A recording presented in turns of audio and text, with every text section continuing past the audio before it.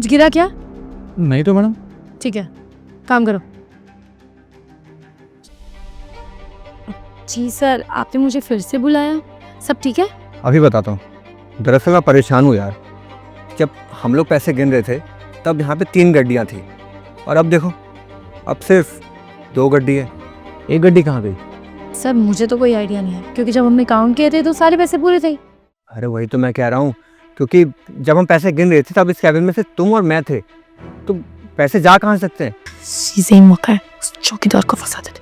अब सब मुझे क्या लगता है ना, आप खुद सोचिए, जिसको इस पैसों की नीड होगी वही तो ये पैसे चुरा सकता है। मुझे तो लगता है जो सिक्योरिटी गार्ड है ना, उसने ही पैसे चुराए होंगे। सर आप हंस क्यों रहे हो? दरअसल जो पैसे चोरी हुए थे ना, वो पैसे मुझे मिल चुके हैं और जो गार्ड है वही लाके मुझे वो पैसे दिया। देखा सर, वो गार्ड लेकर आया, मैंने कहा था चोरी उसने ही की है और सच भी निकला।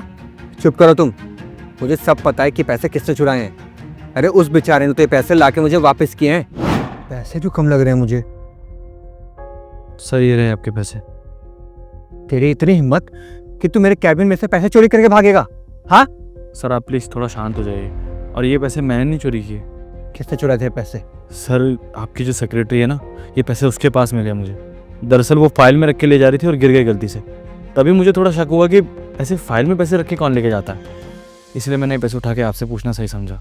कनिष्का ने सही नहीं किया है, इसका तो मैं बताऊंगा। तुम जाओ। Okay sir. मैं यहाँ पे परेशान हो रहा था कि आखिर वो पैसे गए कहाँ, तभी वो लाके मुझे पैसे देता है। और शुरू में तो मुझे उस पर शक हुआ कि कहीं उसने तो पैसे चोरी नहीं किए, लेकिन जब उसने मुझे बताया ना कि इस कैबिन में से पैसे चोरी करके तुम गई हो, तो एक पल के लिए तो मुझे विश्वास ही नहीं हुआ। लेकिन जब मैंने सीसीटीवी में चेक किया ना, तो चोर और कोई नहीं बल्कि तुम थी। और अब ना मुझे 2 मिनट ही लगेगा पुलिस को कॉल करने में और तुम्हें जेल पहुँचाने में। देखो तो सर प्लीज पुलिस को कॉल मत कीजिए, अगर मेरे घर में पता लगेगा तो मेरे घर वाले मुझे बाहर कर देंगे। प्लीज सर ऐसा मत कीजिए। ठीक है, तुम्हें माफ़ करता हूँ मैं, लेकिन मैं तुम्हें इतने आसानी से छोड़ूंगा नहीं।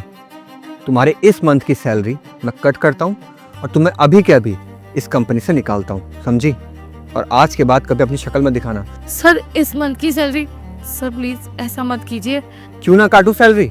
जब तुम ये चोरी कर सकती हो तो हो सकता है कि तुमने पहले भी चोरी की हो, तो वो पैसे तो मुझे वसूलने हैं ना, क्योंकि पहले का तो मुझे कुछ पता नहीं है कि तुमने मेरे साथ कितना घोटाला किया है।